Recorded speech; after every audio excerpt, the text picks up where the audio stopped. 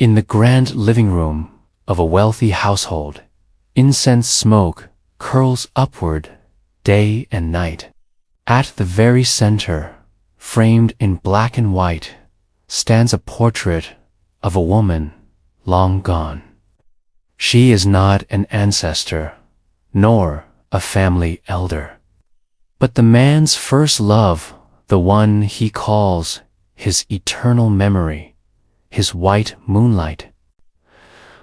From the day I stepped into this house as his lawful wife, I understood my place. I was not a partner, not a cherished bride, but a stand-in. My duty was not to build a future together, but to bow before a ghost of the past. Every morning I cleaned her shrine, arranged fresh flowers, and lit incense under my husband's watchful eyes. And each time the smoke rose, it carried away another piece of my dignity. People praised his devotion, saying how rare it was for a man to love so deeply. But no one asked how it felt for me, the woman who cooked his meals, bore his child, and yet lived as invisible. In this house, I was not. A wife was a shadow guarding the altar of another woman's memory. The story of my marriage did not begin with love. It began with arrangements, with contracts dressed up as blessings, with handshakes between families rather than promises between hearts. They told me I was fortunate to marry into wealth, fortunate to marry a man so admired. Yet from the very first day I crossed the threshold of his grand mansion, I realized fortune was only another word for chains. The house itself was intimidating, its walls lined with antiques, its floors polished until they reflected every step like a mirror. But the object that seized my breath was not the crystal chandelier, nor the expensive carpets imported from afar. It was the shrine at the center of the living room. Upon it sat a portrait of a woman, black and white, her gaze forever frozen in a gentle smile. She was beautiful, delicate, radiant even through faded ink. "This is her," my husband's mother whispered proudly, as if introducing a goddess. "The one he truly loved. We keep her here to honor her." And my husband, my groom, stood beside me, his eyes locked on that picture with a devotion I had never and would never receive. I understood in that moment I was not entering a marriage. I was stepping into a mausoleum, into a life where my rival was not flesh and blood, but an immortal ghost, untouchable, sanctified. From that day forward, every morning began the same. Before preparing breakfast, before dressing my child, I was expected to tend to her, to dust the glass frame that encased her smile, to replace the incense sticks before their ash had cooled, to bow 3 times as if she were my ancestor. The family called it tradition. I called it humiliation. No matter what I did, comparisons followed me like shadows. If my cooking was bland, they said she would have cooked better. If I wore plain clothes, They said she would have chosen elegance. Even when I carried life within me, swollen with pregnancy, my husband's eyes never left the altar. He caressed the portrait with his gaze, the way he never caressed me. The cruelest wound was not their words, but their silences. At family gatherings, no one asked about my health. Instead, they toasted her memory as if she were the true matriarch. I would sit there with my hands folded, a smile stitched onto my lips, pretending not to notice how invisible I had become. Every corner of the house whispered her name.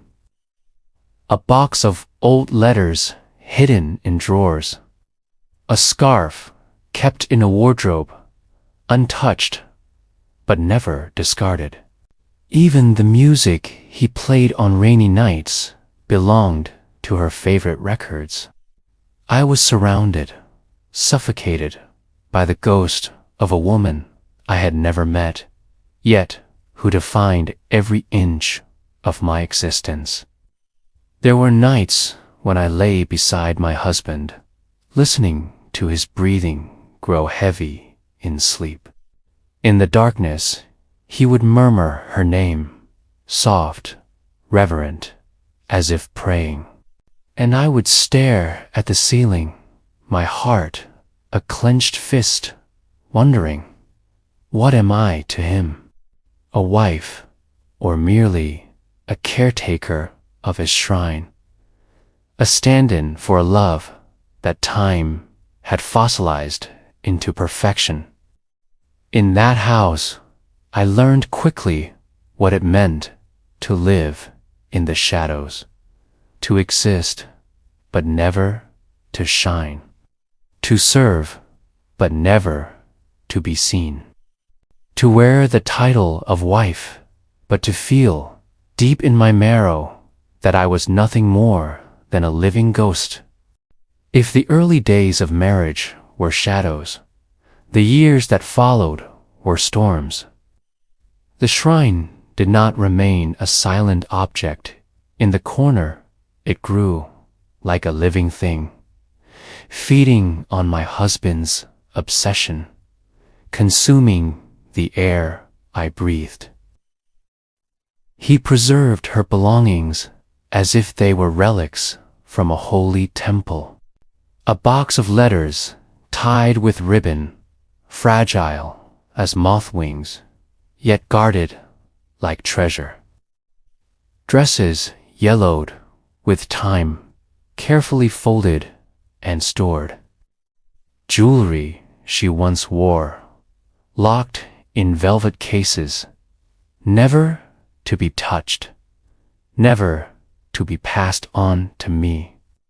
My hands, though warm and alive, were never allowed near the things she had touched in life. And my husband, the more I gave him, the less he seemed to see me. I cooked, I cleaned, I carried his child inside me. Yet when I told him about the baby, his eyes were not filled with joy. Instead, they clouded with unease. She wouldn't want this, he murmured. For a moment, I thought I had misheard. But he repeated it, staring at the portrait as if waiting for her ghost to speak. She wouldn't want me to replace her. She wouldn't want me to build another family. I was not his partner. I was an intruder, daring to bring life into a house that belonged to the dead. The cruelty only deepened when the family arranged her memorial each year. They dressed in mourning clothes, prepared banquets in her honor, and invited relatives to pay respects. But for me, his legal wife, There was no wedding celebration, no acknowledgement. I had been married into the family, quietly, almost secretly, as though ashamed. My union was a duty, her absence was a glory. And then came the breaking point. My mother, my last source of comfort in this cold world, fell ill. I begged him to come with me to her hospital bed. I pleaded for him to hold my hand when she slipped away. But he refused. "I can't leave the shrine unattended," he said, voice steady, eyes still fixed on the portrait. That night, as I buried my mother with trembling hands, my husband was at home, lighting incense for his dead lover. Something inside me shattered. The grief of losing my mother was a wound. But the betrayal of the man I had once called my husband was salt ground into the flesh. I realized that in this house, my life and my blood meant nothing compared to the ashes of a woman who no longer breathed. The whispers in the house grew harsher. His mother would shake her head at me, comparing me endlessly to the sainted ghost. She was gentle. She was refined. You are clumsy. You are loud. Even when I stood silent, my silence itself was compared unfavorably to hers. The more I tried to prove my worth, the more invisible I became. Every gesture of care was dismissed, every sacrifice forgotten. My husband would sit in the dark, a glass of whiskey in hand, speaking to the portrait as if she could hear him. I stood in the doorway, watching, waiting, hoping he would one day look at me with that same devotion. He never did. And when our child was born, fragile and crying, his first instinct was not to hold the baby. It was to glance at the portrait, guilt etched into his face, as though cradling his own blood would be an act of betrayal against the dead. That was when I knew this tragedy was not a phase. It was my life sentence, unless I found the courage to break free. It happened on a night heavy with rain. The house was silent, except for the hiss of water against the windows and the low hum of the incense burning before the portrait. I sat on the edge of my bed, rocking my child in my arms, his fevered skin hot against my chest. His breathing was shallow, every gasp scraping at my soul. "Please," I whispered to my husband, who stood by the altar, pouring wine as an offering. "He needs a doctor. He needs you." But his eyes never left the portrait. She hated hospitals. She thought they smelled of death. "Don't speak of such things in front of her." I stared at him in disbelief, my arms trembling as my son whimpered. The realization struck me with the force of lightning. I was married to a man whose heart belonged entirely to the dead. He had no room for me, no space for our child. His devotion was not love, it was madness. That night, I wrapped my baby in a blanket, pressed his burning forehead against my neck, and walked out into the storm alone. my shoes filled with water. The streets were slick and dark. But I ran until I reached the hospital, until I collapsed at the nurse's desk, begging them to save him. Hours later, when the fever finally broke and my son's breathing steadied, I sat in the sterile light of the hospital corridor and felt something inside me snap back into place. It was not the sound of breaking need, it was the sound of awakening. I thought of all the years I had bowed before that portrait, of the incense I had lit, of the humiliations I had endured in silence. I thought of my mother's funeral, where I had stood alone in mourning while my husband prayed to another woman's memory.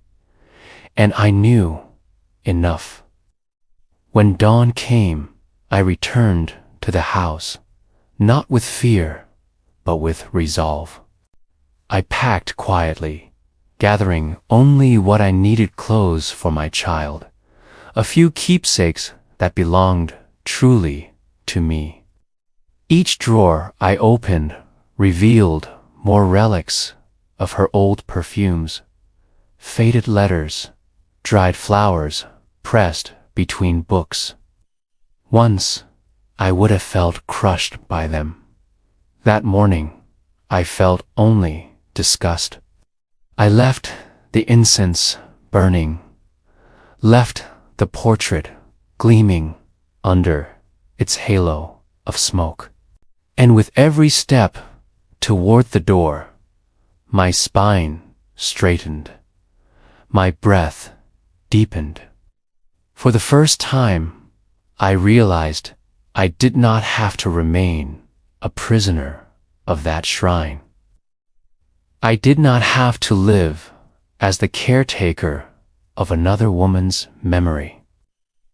I had the power to choose to walk away, to raise my child in the light rather than in shadows. Before I closed the door behind me, I looked back one final time. My husband still sat before the altar, his lips moving in prayer. He did not notice the packed bags. He did not notice his wife leaving. He did not notice his son carried away into the morning light. And in that moment, I understood the truth.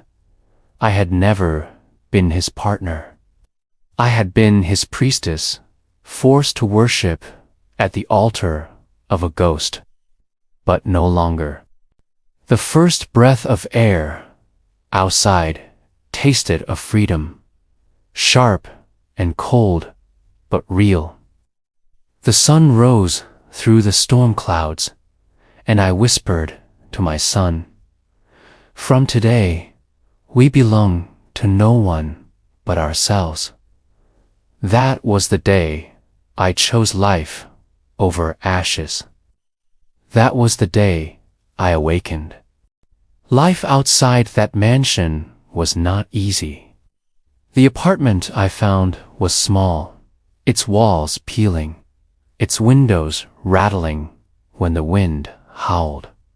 But every corner of it was mine. There was no portrait watching me, no incense smoke choking the air. For the first time in years, I could breathe freely. My son's laughter filled the rooms like sunlight, and with each giggle, the shadows of the past grew weaker.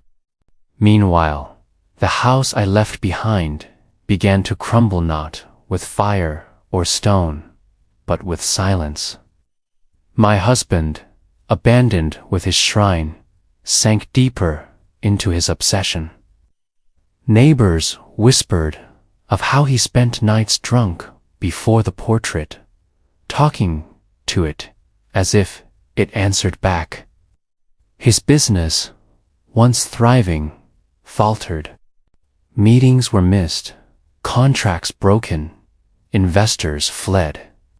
The man who once seemed powerful now wandered like a ghost, tethered to a photograph. His mother, once so proud of the woman on the altar, found herself ridiculed. Relatives stopped visiting. Friends grew uneasy in a house where devotion had turned to delusion. The shrine that had once been praised as a symbol of loyalty became a symbol of madness. I did not witness these things with my own eyes. I heard them in passing snatches of gossip, whispers from acquaintances. And though once I might have wept with pity, now I felt nothing. His downfall was not my tragedy. It was his own choosing. He had chained himself to the past, and the past had devoured him whole. As for me, I discovered new strength. I worked tirelessly, taking on jobs that tested both my mind and my will. I studied at night, learned new skills, built a life from the ground up. It was exhausting, but it was real. Each step forward belonged to me, not borrowed, not overshadowed, not compared. In time, I met someone, not a savior, not a prince, but a man with kind eyes and steady hands. When he looked at me, I was not invisible. I was not second best. I was simply myself. For the first time, I realized love did not have to be chains, it could be freedom. And yet, I did not leap into his arms. I had learned too much, suffered too deeply. Instead, I walked slowly, cautiously, allowing trust to grow like spring grass after a long winter. My son, curious and bright, laughed with him. And in their laughter, I saw a future I had once thought impossible. One evening, as the sun set behind the city, casting our small apartment in golden light, I held my son close and whispered, "We are free." His little arms wrapped around my neck, his warmth grounding me in the present. That night, I dreamed not of incense smoke or cold portraits, but of open skies. The shrine remained where it was, a monument to obsession, guarded by no one. My husband's retribution was not my doing. It was the natural consequence of a man who loved death more than life. My liberation was simple yet profound. I chose myself. I chose my child. I chose the living over the dead. And that choice made all the difference. The wife in the Ancestral Portrait is not merely a tale of sorrow. It is a mirror. It reflects the silent suffering of countless women who give their hearts, their labor, even their children, only to be measured against ghosts, be it an ex-lover, a family's obsession, or the crushing weight of tradition. The truth is simple, yet often the hardest to accept. If someone does not respect you, no sacrifice will ever earn their respect.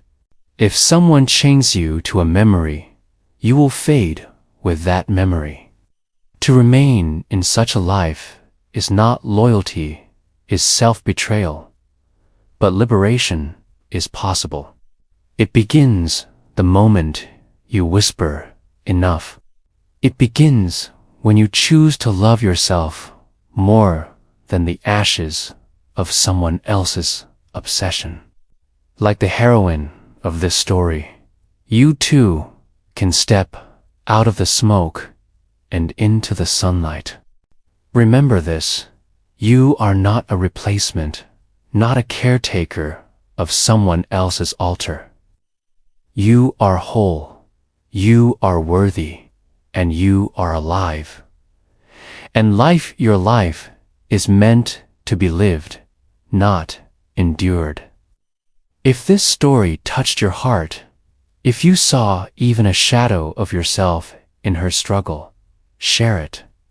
Share it for the women who are still bowing before altars not their own. For the daughters who are told they are less. For the wives who are made to feel invisible. Because sometimes a single story can be the spark that lights the way out of the darkness. And perhaps today that spark begins with you.